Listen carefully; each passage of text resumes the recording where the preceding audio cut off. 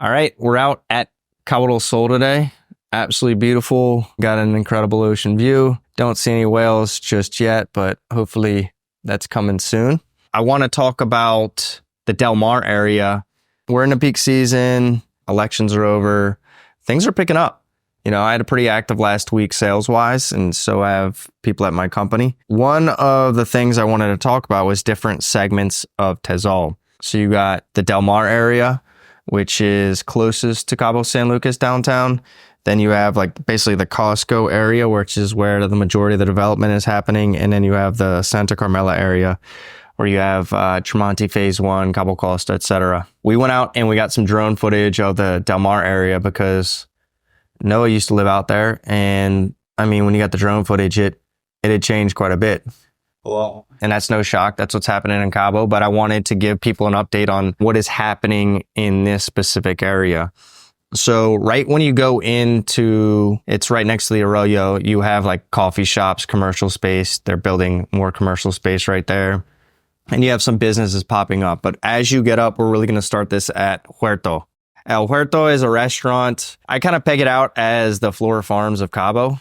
I don't necessarily think I'm taking anybody there. I think it's more when people come into town. I guess that's Flora Farms anyway. It's not like we just get up and go to Huerto. It's pretty pricey, but it's good. It's a good experience, especially with the weather like it is now. And another anchor to the area too is the Delmar School, and I'll get into that.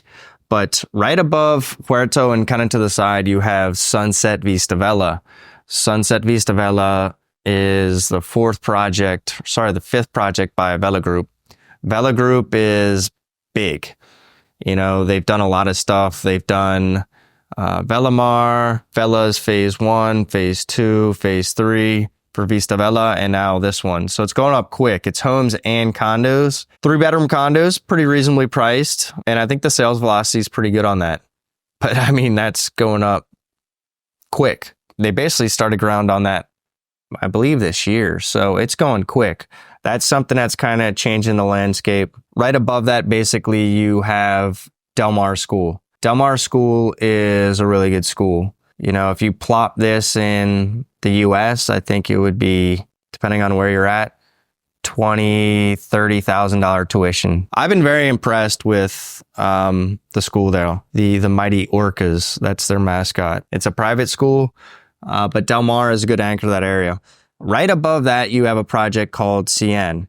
Okay, Cian looks like half the project is like Obra Negra, meaning, they haven't even done any finishings or put any windows in. These are 3-bedroom units, penthouses. We had somebody in our group sell a penthouse. It's a group from Monterrey. They're called Quadro. It seems to be building, which is obviously the most important thing when it comes to the developments, especially when we start talking about the next projects. Camino Del Mar is almost actually all built out right now. You have townhomes and it's smaller. It's kind of like cookie cutter style. You have a lot more a mix. It's a lot of younger people. It's a lot of Mexican nationals, and that goes for Cabo Del Mar above that too. So Cabo Del Mar is bigger homes than Camino Del Mar. I remember my wife's pre-selling houses in Cabo Del Mar for $100,000. It's a solid community, and last time I went in there, it's now they have you can need an some sort of passcode to get in or QR code to get in, so you have these communities forming. And I bought a townhome in Camino Del Mar as a rental property.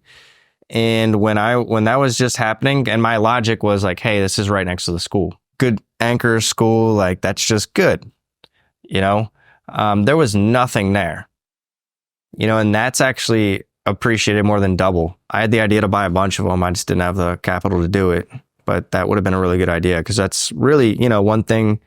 Cabo's no different than the US here, is that you do lack that kind of what I would call more affordable housing. And that's why I say a lot of younger people are there, because you can get rental properties there and get a roommate too, split the costs, and where we're at right now, you're not doing that.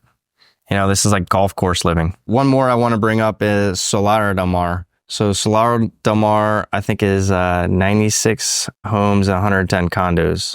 So it's 200 units, and that's just starting. I think that's more the high price in that area, and it's nice, but they're kind of making the market there too. No, we were just talking about this. I truly do believe we're entering a good period, not just for Cabo, but specifically for the United States too. Like optimism is here.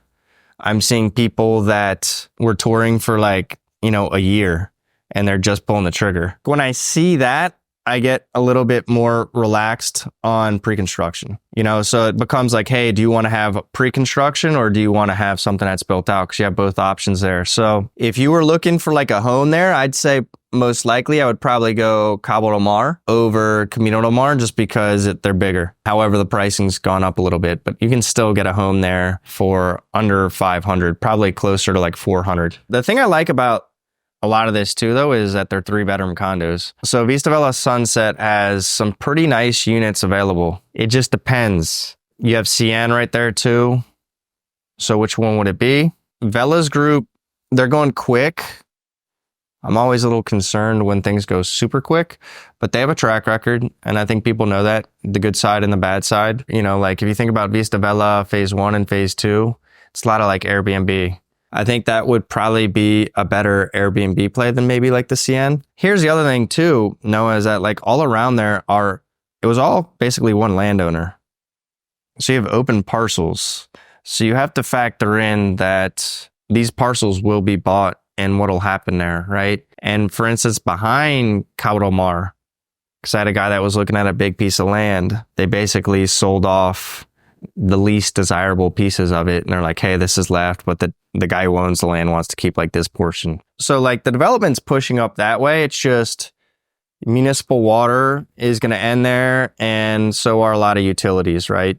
And who knows when any of that stuff comes into play, right? That whole area of Delmar already has the infrastructure, the streets, obviously developments are going to pave all that stuff. So I think that's just something to take note of. But it's all like pushing up that way, man. When I was because when we got that townhome in Camino Del Mar, I used to go hiking all the way up there. And I remember seeing like tarantula, you know what I mean? There was like nothing there, Matter of fact, like when I was hiking, sometimes I go along the main street.